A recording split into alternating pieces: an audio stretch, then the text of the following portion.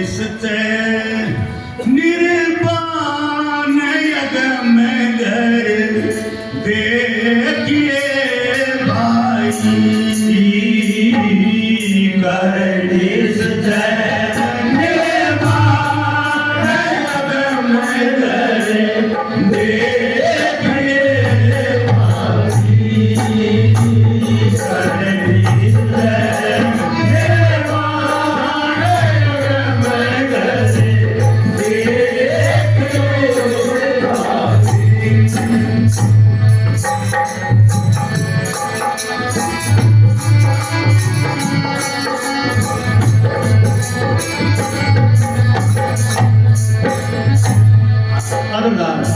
भाई अगरदार एक मंदिर बया है बिना नीम को अगरदार एक मंदिर बया है बिना नीम का महल ओ ज्योति अखंडी जग रही है ज्योति अखंडी जग रही है बिना बाती मिलते अगम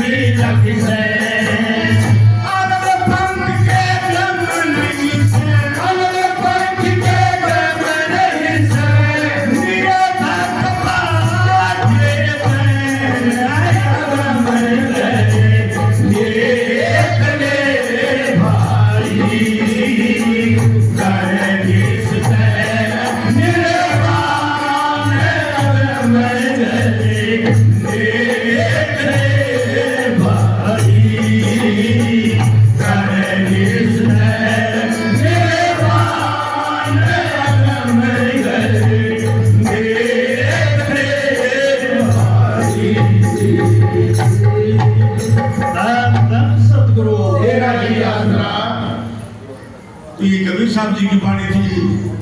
धर्मीदास को सहन दर्शा रहे हैं। देख भाई, अगम घर का भेद बताता हूं, कर निश्चय निर्वाण अगम घर देख ले भाई। बिना धर्म एक महल बने और कि वहां पर कोई धरती नहीं है, कोई आकाश सूर्य चंद्रमा नहीं है। आधरदार एक मंदिर सिनो, बिना नींव को महल। हमारे इन मकानों की तो नींव रखी जाती है, लेकिन वहां कोई नींव नहीं। अधरदार, अधर का मतलब जहां धरती नहीं होती, आकाश नहीं होता, वो अधरदार। अधरदार एक मंदिर सिना, बिना नींव को महल। पर वहां ज्योत अखंडी जग रही रे, बिन बाती बिनते, ना कोई ज्योति, ना कोई बाती, ना कोई तेज, ना कोई दीवा, ज्योत जग रही है अगम के अंदर। किस चीज की? उस अगम पुरुष की, उस निराधार पुरुष की ज्योत जग रही।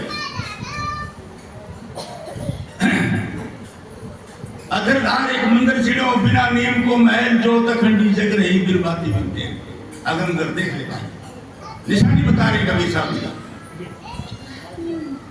पवन स्वरूपी है नहीं नादर को प्रवेश, कि वहां पवन भी नहीं चलती, जल भी नहीं है वहां पर।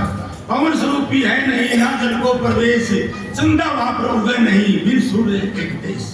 अगम कर देख ले, ना सूर्य की जरूरत है, ना चंद्रमा की जरूरत है, ना धरती आकाश की गम, वो बेगम लगी। 5 पति से 3 नहीं तेरा, ना धर्मराय का दरबार। ये त्रिलोक की धर्मराज की मुट्ठी में। 5 पति से 3 नहीं तेरा, ना धर्मराय का दरबार। वह धर्मराज का कोई दरबार नहीं लगता। वहां पर किसी जीव आत्मा का कोई लेखा नहीं लिया जाता, क्योंकि वो सभी जीव सपना वंशी संतों के जीव है। कौन लेखा नहीं वहां पर? सतगुरु कागज फाड़ देता है, ये बच्चे मेरे हैं, इन्होंने मेरा नाम जपया है, इतना सत्संग किया है, कौन लेखा लेखा? 5 पति से 3 नहीं तेरा, ना धर्मराय को दरबार। ब्रह्मा शेष महेश नहीं, ये तो सब उरले द्वार। ना वहां पर ब्रह्मा है, ना विष्णु है, ना महेश है, ना शेषनाग है, ये सब नीचे है। ये तो रचनाकारी है, स्मृत लोक है, वहां नहीं। गाजी पंडित है नहीं, ना कोई वेद पुराण। वहां पर ना गाजी है, ना पंडित है, ना वेद है, ना पुराण। राम खुदा दोनों को ना दस अवतार, ना उन्हें हिंदू वाला राम, ना मुसलमानों का खुदा, ना वहां पर दस अवतार। वो पहुंच ही नहीं सके, नीचे है, उनको पता ही नहीं था इस वस्तु का। ये वस्तु तो संतों का है। धर्मदास की बेनती, साहिब कबीरा की सैन, अनल पंख के गम नहीं, निर्भय बच रहता है। पहले द्वापर युग की बात है साहिब। द्वापर युग तो तक था ये अनल पक्षी। अनल पक्षी आकाश में रहता है और वहीं पर अपने उसका घर परिवार है। अनल पक्षी बड़ा भारी शूरवीर योद्धा प्रकारी है। यहां से 4 हाथियों को पंजम उठा के ले जाते हैं।